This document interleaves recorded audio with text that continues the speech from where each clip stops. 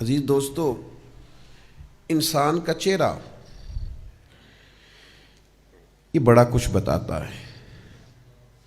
انسان کا چہرہ قرآن و سنت کا پورا ایک باب ہے۔ اس کا ظاہری خالی چہرہ یعنی نبی پاک علیہ السلام نے صحیح بخاری کے اندر ولی کی جو علامت بیان کی ہے وہ بھی چہرہ بیان فرمائی۔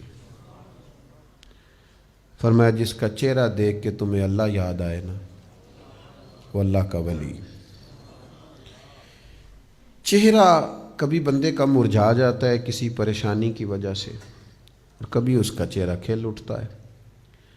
چہرہ دیکھ کے لوگ کہہ دیتے ہیں کہ جناب خیریت تو ہے، کوئی پریشانی تو نہیں، اور چہرہ دیکھ کے لوگ پوچھ لیتے ہیں کہ خیر تو ہے، بڑے خوش نظر آ رہے ہو۔ جو چہرہ ہوتا ہے نا، اس کے اندر بڑی چیزیں ہوتی ہیں۔ اس کی ظاہری ساخت، اس کے خد و خال، اس کا مسکرا دینا، اس کا مرجھا جانا۔ اور میں چونکہ چند لوگوں کا استاد بھی ہوں، وہ سمجھتے ہیں کہ میں نے انہیں کچھ پڑھایا ہے، تو میں بعض چہرے دیکھ کے یہ بھی سمجھ جاتا ہوں کہ یہ سوال بھی ہے چہرے میں کوئی نہ کوئی۔ اس وقت چہرے کی سطح پر، نقوش پر کچھ سوال بھی اٹھ رہے ہیں، یہ کچھ پوچھنا چاہتا ہے۔ چہرے بڑا کچھ بتاتے ہیں۔ چہرے خوش بھی ہوتے ہیں، چہرے غمگین بھی ہوتے ہیں، دنیا میں بھی چہرے نظر آتے ہیں، قیامت میں بھی چہرے نظر آئیں گے۔ سورۃ القیامہ کی 2 آیتیں میں نے پڑھی ہیں۔ اللہ فرماتے ہیں وجوہ یومئذ ناظرہ، قیامت والے دن کچھ چہرے بڑے تر و تازہ ہوں گے۔ اللہ آپ کو تر و تازہ کرے۔ وجوہ یومئذ ناظرہ،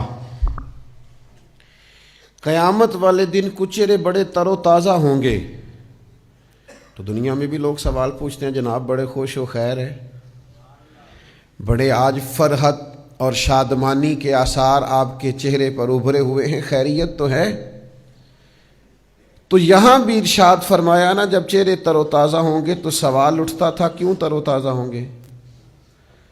کچھ چہرے قیامت کے وجوہ یومئذ ناظرہ، کچھ چہرے قیامت کے دن بڑے تر و تازہ ہوں گے۔ تو اگلی آیت میں اللہ نے خود ہی جواب دے دیا کہ اس لیے تر و تازہ ہوں گے کہ الی ربہا ناظرہ، وہ اپنے رب کا دیدار کر رہے ہوں گے، وہ اپنے رب کا نظارہ کر رہے ہوں گے۔ اس نظارے کی وجہ سے چہرے تر و تازہ ہوں گے، نظارے سے تازہ ہوں گے۔ الی ربہا ناظرہ، اپنے رب کا جب نظارہ کریں گے نا، یہ جو نظارہ ہے نا، یہ چہروں تر و تازہ کر دیتا ہے۔